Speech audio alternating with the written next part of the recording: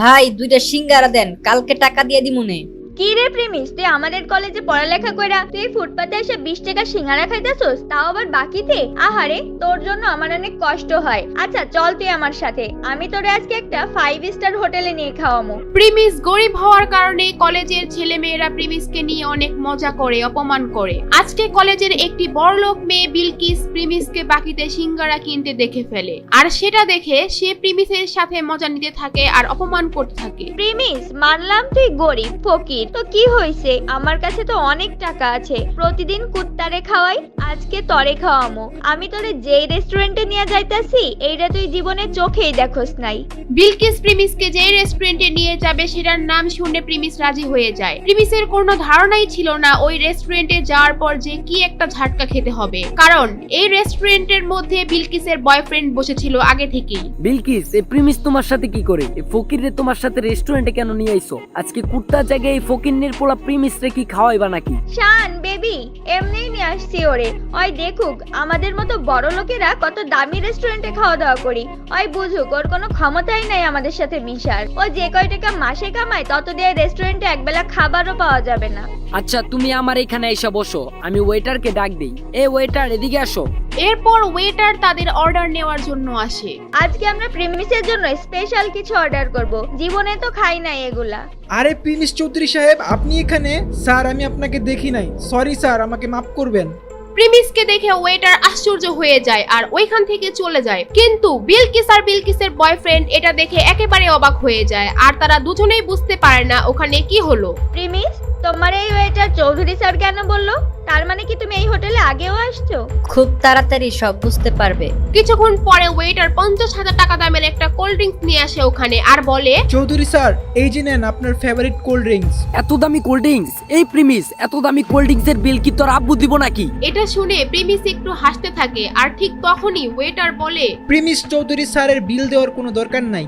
মানে কি? হোয়াট? 20 টাকার সিঙ্গারা বাকিতে খাওয়া প্রিমিসের কাছ থেকে 50,000 টাকার কোল্ড ড্রিঙ্কস এর টাকা ওয়েটার কেন নিচ্ছে না? ওয়েটার প্রিমিসকে চৌধুরী স্যার কেনই বা বলতেছে? কে এই প্রিমিস? জানতে চাইলে দিবস গেমিং এর ফুল ভিডিওটি দেখতে থাকুন। প্রিমিস খুব সাধারণ একটি ছেলে, সব সময় ময়লা সেলাই করা জামা কাপড় পরে কলেজে আসতো। প্রিমিস কলেজে পড়াশোনার পাশাপাশি একটি রেস্টুরেন্টে ফুড ডেলিভারির কাজ করে, সেখানে সে মাত্র 8,000 টাকার বেতন পায়। আর মজার ব্যাপার হলো, প্রিমিস যে কলেজে পড়ে সেখানে তার একটি গার্লফ্রেন্ডও ছিল, আর তার নাম হলো সুনাইরা। তো একদিন সন্ধ্যাবেলা যখন প্রিমিস তার ফুড ডেলিভারির কাজ শেষ করে বাসায় যাবে, ঠিক তখনই তাদের রেস্টুরেন্টে একটি অর্ডার আসে, আর তখন সেই রেস্টুরেন্টের ম্যানেজার প্রিমিসকে ডাকে এবং বলে, এই প্রিমিস দাঁড়াও, একটা খাবারের অর্ডার আসছে, এটা তুমি ডেলিভারি দিয়ে আসো। স্যার আমার তো ডিউটির টাইম শেষ, আর আমি এখন অনেক ক্লান্ত।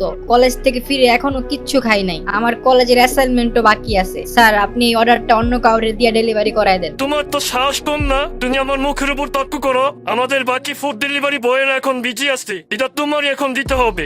স্যার এখন আমার খুব দুর্বল লাগতাছে, না হলে আমি ডেলিভারিটা দিয়ে আসতাম, আর এই অবস্থায় সাইকেল চালা যেতে হয়তো আমি পারবো না। তোমাকে চাকরি দেওয়া আমার ভুল হয়েছে। কোনো কাজ দিলে তুমি এমন ফালতু অজুহাত দেখাও, চাকরি থেকে বাদ দিলে তখন দেখা যাবে চাকরি কোথায় পাও। তুমি চালো আমার বাইকটা নিয়ে খাবারটা পৌঁছে দিয়ে আসো। আচ্ছা ঠিক আছে, আমি যাচ্ছি। প্রিমিস এই ক্ষুধার্ত শরীর নিয়েও খাবার ডেলিভারি দিতে রাজি হয়। যদিও তার কাজের সময় শেষ হয়ে গিয়েছে, তারপরেও ম্যানেজারের কথায় তার চাকরি হারানোর ভয়ে সে যেতে বাধ্য হয়। তাই সেই কথা চিন্তা করে রেস্টুরেন্ট থেকে খাবার নিয়ে বের হয় ডেলিভারি দেওয়ার জন্য।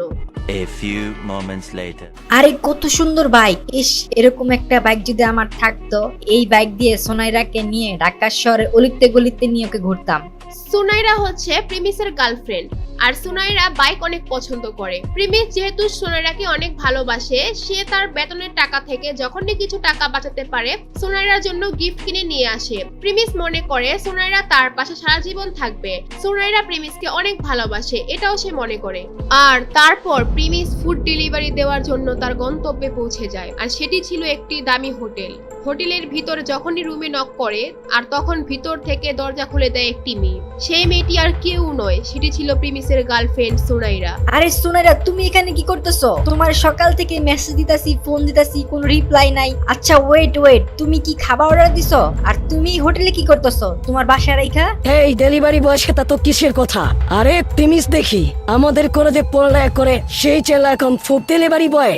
সুনাইরার সাথে এখন যাকে দেখছেন সে হচ্ছে রাসেল। প্রিমিসরা যেই কলেজে পড়তো সেই কলেজের ম্যানেজমেন্টের দায়িত্বে থাকা একজন বড় লোকের ছেলে। সেও ওই কলেজেই পড়ালেখা করে। সুনাইরা, তুমি এখানে কি করতেছো ওর সাথে? তুমি আমার মেসেজে রিপ্লাই দিচ্ছ না, ফোন ধরতেছো না, আর এখন তুমি এখানে বসে আছো ওর সাথে। সুনাইরার তখন আর কিছু লুকানোর থাকে না, তাই সুনাইরা বলে, তোর সাথে আমার ব্রেকআপ। তোর মতো ফকুন্নির ছেলেদের সাথে এতদিন রিলেশন করছি, এটা তোর ভাগ্য।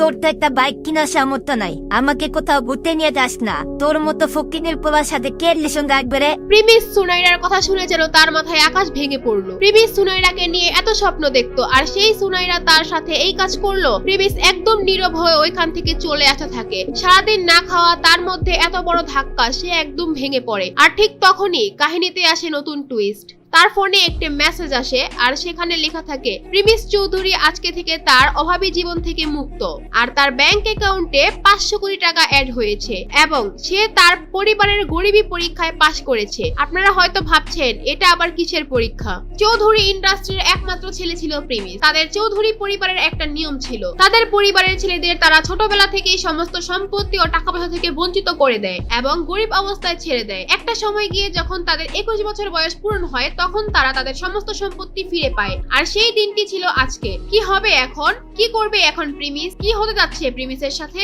এগুলো জানতে চাইলে দিবস গেমিং এর ইউটিউব চ্যানেল সাবস্ক্রাইব করে নোটিফিকেশন বাটন বাজায় রাখেন, কারণ আগামী পর্ব এখানেই পেয়ে যাবেন। আর যারা দিবস গেমিং এর সাথে লাইভে গেম খেলতে চান, অ্যাড হতে চান, তারা দিবস গেমিং এর ফেসবুক পেজটি ফলো করে দিয়ে আসেন। ডেসক্রিপশন আর পিন কমেন্টে লিংক দেওয়া আছে, চালু করে ফলো দিয়ে আসেন।